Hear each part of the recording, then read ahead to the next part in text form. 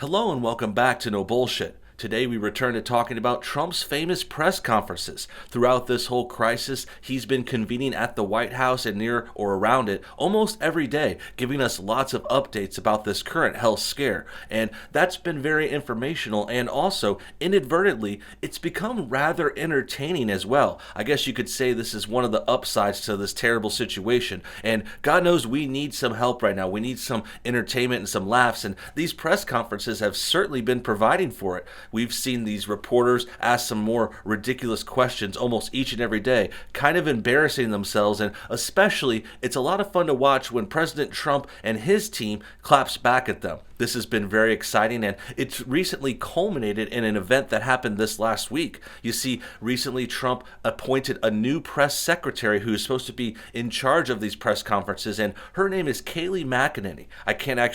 I'm not sure if I'm getting her last name right, but basically, Kayleigh is this pretty blonde girl who has been supporting Trump for a good long while now. She helped him with his campaign.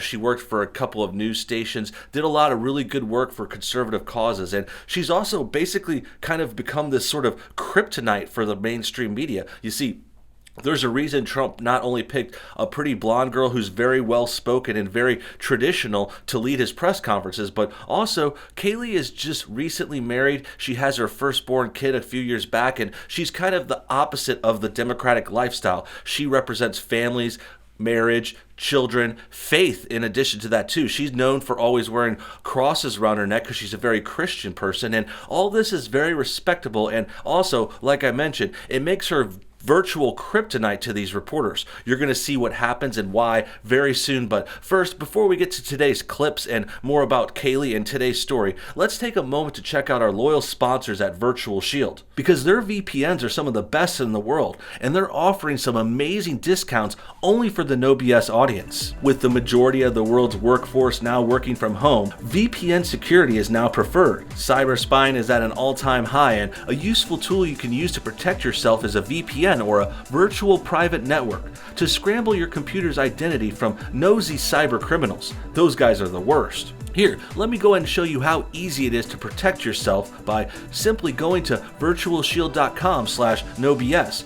Or you could go to the app or Google Play Store and download Virtual Shield's app for free, and you'll also get their 30-day trial. You install it, click connect, and boom, you're connected and you're safe as can be. Once I'm connected, my IP address is now different than before, as you can see here. Due to the recent pandemic, Virtual Shield also wants to offer 50% off all VPN plans and all premium add-ons, including Protection Plus, Residential Access, and VIP Performance plans. And also, every time you guys sign up, it helps support this channel here on YouTube. Thanks again for your time, and now back to the show. Great, now that that's out of the way, let's talk more about Kayleigh in this press conference. She just recently took over as Trump's press secretary, as mentioned before, and she's had a few instances where she's gotten to kind of show her skills and talk to people and interact with reporters, and this is all culminated in a very telling, very interesting exchange that happened just a few days ago. She was asked a pretty absurd question by a reporter, and she had the perfect response ready to throw back at them,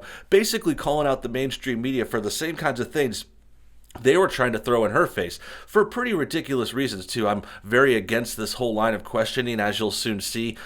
Essentially, before we even get to it, it's kind of that whole idea that the press wants to blame these deaths and these health scare complications on the current administration. They're saying, oh, because we didn't respond quick enough, or we didn't respond in a certain way that they liked, they wanted it responded in a certain way. They're putting the deaths on their feet. They're saying it's Trump's fault, it's Trump's administration's fault. They want to blame them. But as you know, if you've watched me cover this, I'm not apt to blame people trying to help us and people trying to handle the problem. This is like getting robbed, calling up the cops, and then blaming the police that they didn't come soon enough. No, that's not how the situation works. You're going to blame the robbers. You're going to blame the actual crime and the source for the bad thing. And in this situation, the virus didn't come from here. We all know it came from a Far East nation who tried to cover it up as they spread it to the world. So if we're going to pass off blame and attack people that might have caused this thing, we need to go way far out there to the Far East instead of trying to blame the people in America who are trying to help us. with all that said, let's finally get to the video and clip of the press secretary herself. This comes from a tweet from Kayleigh that says, the press secretary was asked by a reporter about her previous comments, and she flips the question on the media and references specific stories and asking if they'll be retracting them. Then she left the briefing as they screamed, owned. Yes. Okay, so you can clearly see this is a bit of a mic drop moment. A lot of people are saying this is a mic drop for Kayleigh. I'm very excited to see this. Like I said, you could tell I'm already a fan of this. And like I said before about her details, it's not just because she's pretty, although that helps. It's always nice to have a clean, nice face to present kind of things like this, especially in these dire circumstances. But she's smart. She represents a lot of good stuff on our side. She's a diehard Trump supporter, which you gotta love. So that's what's got me very excited. So without further ado, let's go ahead and check out this video that's almost been viewed a million times. Let's see why.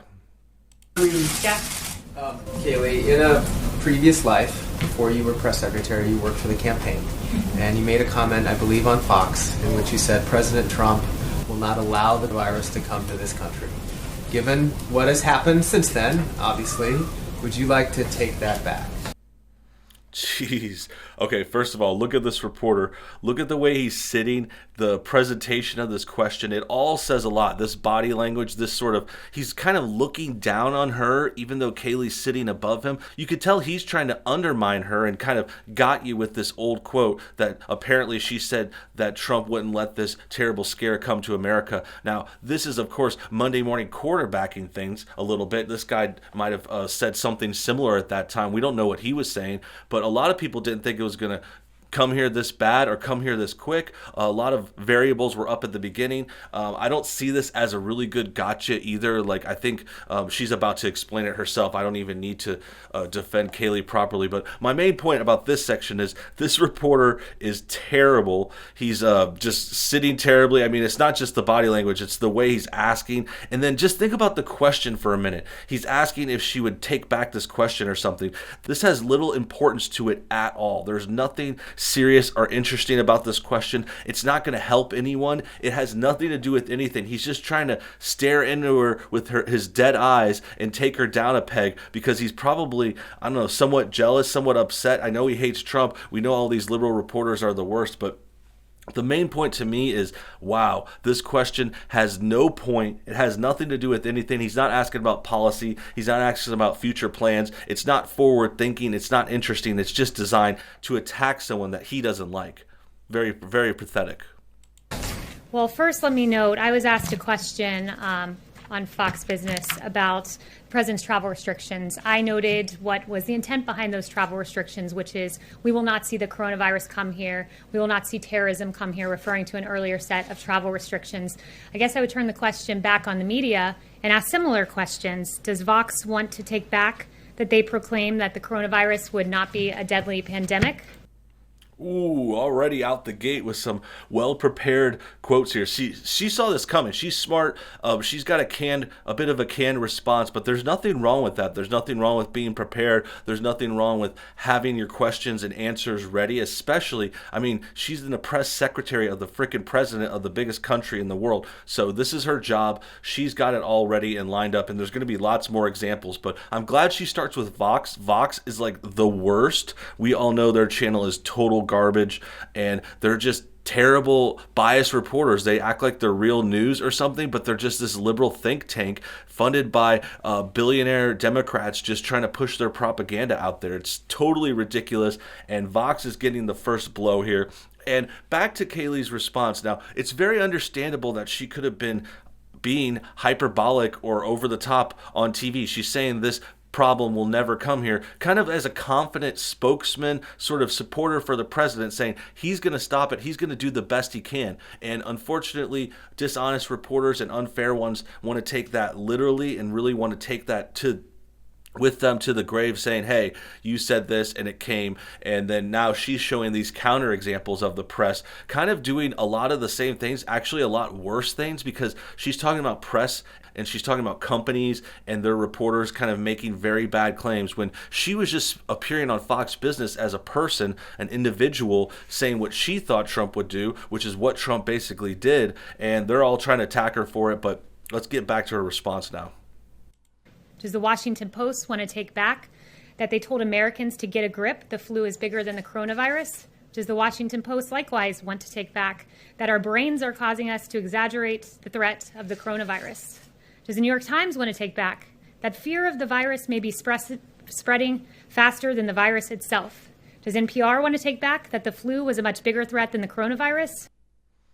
Okay, NPR's under fire, Washington Post, Vox was mentioned earlier. A lot of great examples of bad reporting. Now, this is just her kind of clapping back and being fair. A lot of people could give leeway if you said, hey, things have changed, a lot of things changed. She might not even be bringing this up, but the fact of the matter is, if these reporters are going to try to call them out and Trump and his administration out for saying something different in the beginning, then they should be able to have that same reflected onto them. But they don't realize that. They're not being honest. They're not legitimate actors. They're being very unfair. They have this whole mindset of liberals say, do as I say, not as I do. You know, it's okay when liberals do it. If they make a mistake, it's just a mistake. If a Republican makes a mistake, that's a lie, that's a crime. They should be hung up at the state. That's the kind of thing we're dealing with, and that's why it seems proper to throw this back at them. This is actually a similar tactic Trump did a few weeks ago. We went over a video that he showed clips of the mainstream media themselves calling this health scare from a certain location that we weren't supposed to say because supposedly that became racist because Trump said it. Then Trump's team comes up with the video, they edit it together. We see that all the news has been saying this for a long time. So it just shows that they're dishonest and they're not, they can't self-reflect. They can't understand when they've done something wrong too. And it's to them, it's just some kind of game. It's just kind of slinging mud. They don't think about their personalities, at how they look. They don't care about lying or being dishonest. They don't care about being fair or anything like that. Like, it's just all a game to them, and it's all very upsetting to see, especially the breakdown of the media in the United States right now is very, very disappointing. I know I never admit this much because actually back in the day, about 10 years ago when I was still a young buck in college, I wanted to be a reporter at one point. I was like, oh, that's cool. I could do the news. I could do some writing. I could work on a website or do something like kind of edgy, almost like Vice reporting would be something I would be interested in. But this is like before I realized the liberal spin and before I realized how bad and biased the media was and how downhill it was going. Like, if you actually think about it from a young perspective, being a reporter could be kind of cool. Like, you know, Clark Kent, Superman, was a reporter in his day job, and back in the day there was like Woodward and Bernstein, and we had respectable people breaking stories, but that doesn't happen anymore. I mean, that's just old hat. That's just, nothing's like that Spotlight movie, which was a cool movie too. Like, nothing is that cool or groundbreaking anymore. Everything in the reporting now is just biased hacks, just slinging mud, picking a side. There's a few outlets out there. There's a few cool people to follow on Twitter, but overall it's a waste of time. And finally, once again, the Washington Post, would they like to take back that the government should not respond aggressively to the coronavirus? I'll leave you with those questions, and maybe you'll have some answers in a few days. Yep. Kayleigh, Thank you very much. You were prepared for that. But the questions out. Okay, that's especially funny how they're like yelling and mad that, oh, you're prepared for the end. And it's like, they say that like it's a bad thing. It's like, no, she's supposed to be prepared. This is her job. This is what she does. This is how the Trump administration has succeeded for so long. They're a prepared organization. They know their stuff. They're smart, well-spoken, and they're not afraid to clap back again. That's theme in Trump's administration. He's not going to take the mainstream media just lying down. They want to lie about him. They want to put falsehoods on him. Then him and his team have to come back at them. And that's why we truly say the press is the enemy of the people. This is a true statement in a lot of ways because they're supposed to be this representative for us. They act like they're the keepers of truth and the ones that are supposed to explain stuff and deliver the news. But really, they're like gatekeepers. They're like trying to hide stuff from us and change the narrative to what they want it to be. They want manipulation. They want control. They want to put Democrats in there while also tearing down Republicans. But thank God we have a new press secretary like Kayleigh M to represent Trump's administration, who's doing strong, who's doing great work, and I really appreciate what they're doing. Congratulations to her on her first kind of mic drop moment. Hopefully we see more exciting stuff like this in new press conferences, because I'm sure there's going to be many going on, especially leading up to the election, which is in November. So this is all good signs for our side, good signs for the president and for America. Thanks for watching today's video, everyone. I hope you enjoyed what you saw. Make sure you comment your thoughts and everything below. Tell me what you think about the video, about the new press secretary, about Trump and these press conferences. And thanks again for watching today's video. Hit that like button if you enjoyed it, and we'll see you on the next one.